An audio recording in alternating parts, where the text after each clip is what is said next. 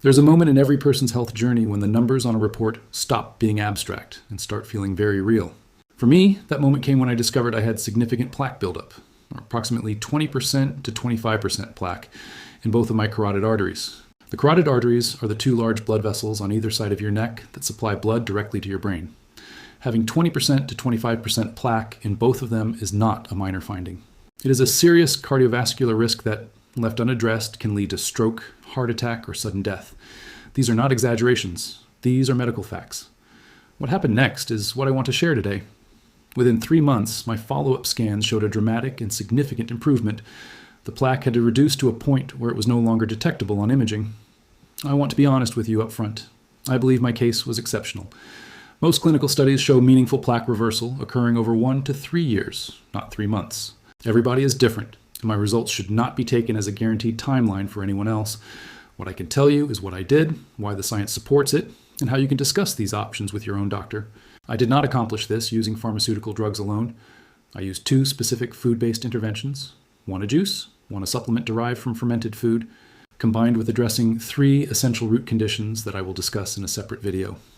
But before I tell you what I added to my protocol, I want to be fair and complete about what conventional medicine offers, because understanding both sides is essential. Part 1, the pharmaceutical approach. What drugs can and cannot do statins? The most prescribed cardiovascular drug in history. Statins are among the most widely prescribed medications in the world. Millions of people take them every single day, and there are good reasons for that. Doctors prescribe them to patients with elevated LDL cholesterol, a history of heart disease, or high calculated cardiovascular risk. High-dose statins, when studied rigorously in clinical trials, have demonstrated the ability to reduce LDL cholesterol levels by up to 60%. Before I discuss their limitations, I want to be clear about something critically important that this video is not saying. Statins save lives. One of their most valuable, and often underappreciated, functions is plaque stabilization. Even when statins do not dramatically shrink plaque in size, they make existing plaque more stable, less inflamed, and far less likely to rupture.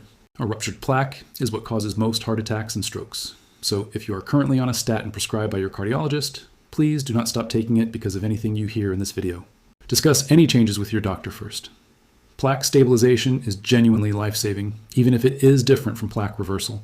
That said, understanding what statins do and do not accomplish in terms of actual plaque size is important scientific information that every patient deserves to know.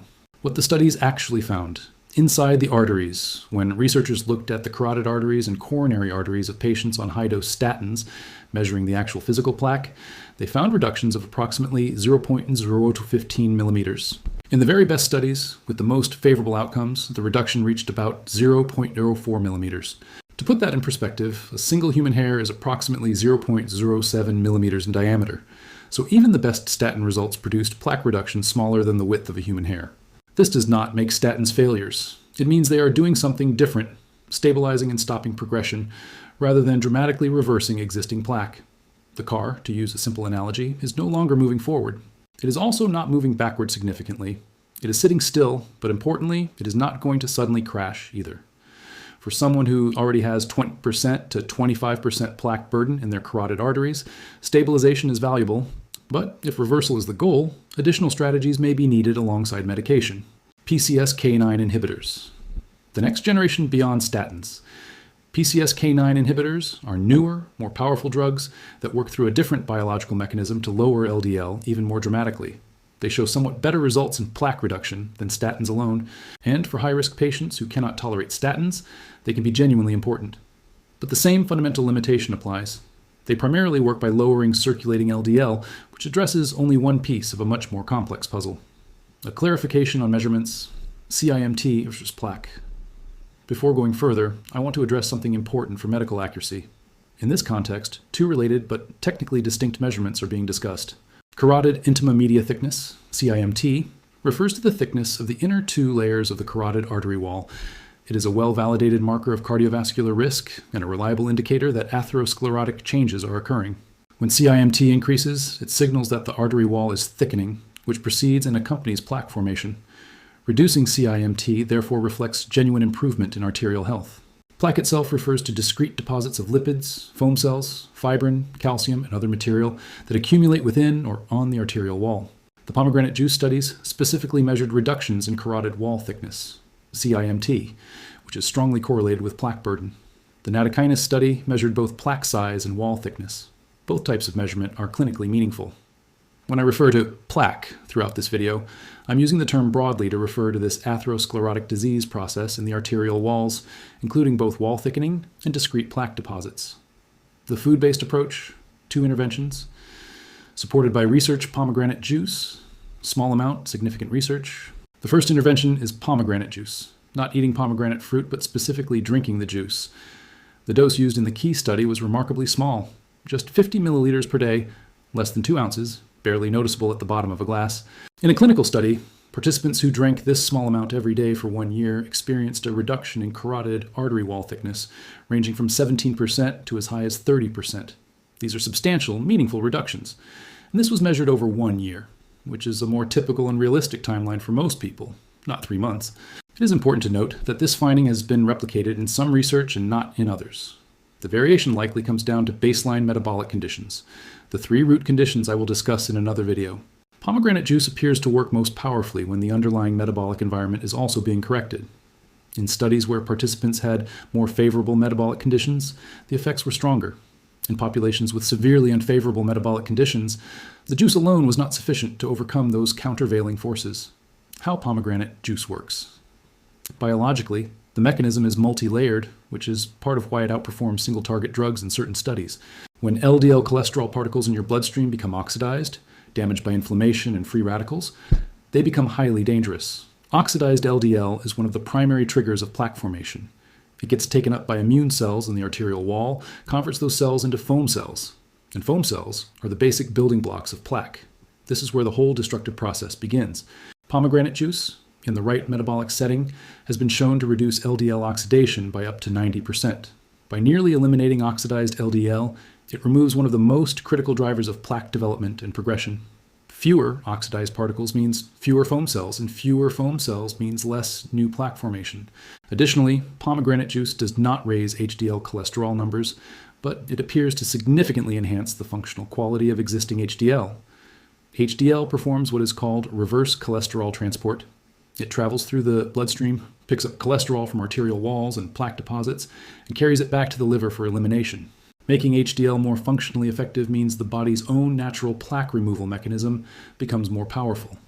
This dual action, reducing the oxidative input and boosting the removal mechanism, is why pomegranate juice produces results in actual plaque measurements that pharmaceutical LDL lowering alone does not. Nattokinase, the fermented supplement, with a specific mechanism. The second intervention is nattokinase, an enzyme derived from natto, a traditional Japanese food made by fermenting soybeans with a specific bacterial culture. While natto itself is a food you can eat, a typical serving delivers approximately 2,000 FU, fibrinolytic units, of nattokinase. The large-scale study that demonstrated significant plaque reversal used doses of approximately 10,800 FU daily, more than 5 times what you could reasonably obtain from eating natto as a food. This is why a concentrated supplement form is used to reach therapeutic levels. Important safety note. At these higher doses, nattokinase has meaningful blood-thinning, anticoagulant effects due to its fibrinolytic activity. This means it can increase bleeding risk, particularly in people who are already taking blood-thinning medications, such as warfarin, aspirin, clopidogrel, or other anticoagulants. If you are on any such medication, using high-dose nattokinase without medical supervision would be genuinely risky. Please consult your doctor or qualified healthcare provider before using nattokinase supplements, especially at therapeutic doses. The research behind nattokinase, the key study was conducted in China involving approximately 1,620 participants over 1 year. Participants took nattokinase at doses ranging from 6,000 FU upward, with the highest group receiving 10,800 FU daily. At this dose, plaque size and arterial wall thickness were reduced by up to 36%. At lower, food-level doses of around 2,000 FU, significant reversal was not observed. The effect appears clearly dose-dependent, and at 10,800 FU, no significant adverse effects were observed within the study population, though the study had limitations, and this does not guarantee safety for everyone, particularly those on other medications. How nattokinase works. Dismantling the scaffold arterial plaque is not simply a lump of cholesterol. It has a complex organized structure built upon a protein framework called fibrin. Fibrin forms a mesh-like matrix, and it is within this scaffold that cholesterol, foam cells, calcium, and inflammatory debris get embedded and stabilized. The fibrin network is what gives plaque its structural persistence and resistance to removal. Nattokinase is a fibrinolytic enzyme. It breaks down fibrin. By systematically degrading the scaffold, nattokinase destabilizes the structural integrity of plaque. When the framework comes apart, the cholesterol and other components embedded within it become far easier to mobilize and eliminate. This is a completely different mechanism from anything statins or PCSK9 inhibitors do. Those drugs work upstream, trying to reduce LDL input. Nattokinase works directly on the physical structure of existing plaque. Combining both. The synergy. Explained, when I addressed my own carotid artery plaque, I used both interventions simultaneously. I added nattokinase supplementation alongside daily pomegranate juice. I also incorporated natto as a whole food, partly for the nattokinase content and partly for the vitamin K2 that natto naturally contains. Vitamin K2 plays its own role in cardiovascular health by directing calcium away from arterial walls and toward bones where it belongs. The synergy between these two interventions makes biological sense. Pomegranate juice reduces LDL oxidation, removing one of the primary triggers of plaque formation, while simultaneously enhancing the functional capacity of HDL to perform reverse cholesterol transport, actively pulling cholesterol out of the plaque and arterial walls. Nattokinase breaks down the fibrin scaffold that holds plaque together structurally, making the plaque physically easier to dismantle and remove. Together, they attack the problem from multiple angles simultaneously, one neutralizing the oxidative environment that sustains plaque and boosting the body's own removal mechanism, the other physically dismantling the structure of the plaque itself. When both processes operate concurrently in a favorable metabolic environment with the root conditions also being addressed, the cumulative effect can be significant. My personal results, which I acknowledge as exceptional in their timeline, reflect the combined power of this multi-pronged approach when all necessary conditions were met simultaneously. For most people, working towards similar outcomes over a 12 to 36-month period with consistent application of these principles is a more realistic and scientifically supported expectation. The bigger picture, lifestyle modification as a complement, not a replacement. I want to return to something fundamental before closing. This video is not anti-medicine. It is pro-comprehensive care. Cardiovascular drugs, including statins and PCSK9 inhibitors, have genuine value. They have saved millions of lives. For many patients, they are necessary and should not be discontinued. What this video argues is that drugs alone are often insufficient for achieving meaningful plaque reversal, because plaque forms and persists through multiple converging mechanisms: LDL oxidation, dysfunctional HDL, fibrin accumulation, inflammation, and underlying metabolic dysfunction. And most drugs target only one of these mechanisms. Food-based interventions like pomegranate juice and nattokinase, when the science behind them is properly understood and they are applied in the right metabolic context, address several of these mechanisms simultaneously. This is why some food-based studies show plaque improvements that pharmacological trials have not matched in terms of actual reversal, rather than mere stabilization. This is what physicians call lifestyle modification. And when done correctly and comprehensively, it is among the most powerful cardiovascular interventions available. Pairing appropriate medications where necessary with targeted dietary interventions and, critically, addressing the root conditions that allowed plaque to develop in the first place. That is the complete approach. Cardiovascular disease remains the #1 cause of death worldwide.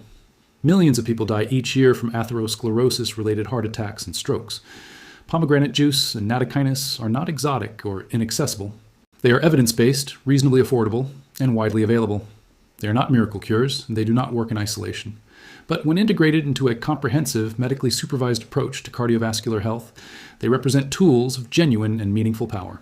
Conclusion: what this all means for you. The scientific evidence presented today is drawn from published clinical research. The pomegranate juice studies, the nattokinase study, and the statin studies are all documented in peer-reviewed literature. My personal experience of significant plaque reduction over 3 months reflects what I believe was an optimal convergence of multiple favorable factors applied simultaneously, and I acknowledge it may not represent a typical timeline. The core takeaways: high-dose statins reduce plaque by approximately 0.015 to 0.04 millimeters, essentially stopping progression rather than reversing it significantly, while also providing critical plaque stabilization that reduces rupture risk. 50 milliliters of pomegranate juice daily was associated with 17% to 30% reduction in carotid wall thickness over 1 year by reducing LDL oxidation by up to 90% and enhancing HDL's reverse transport function.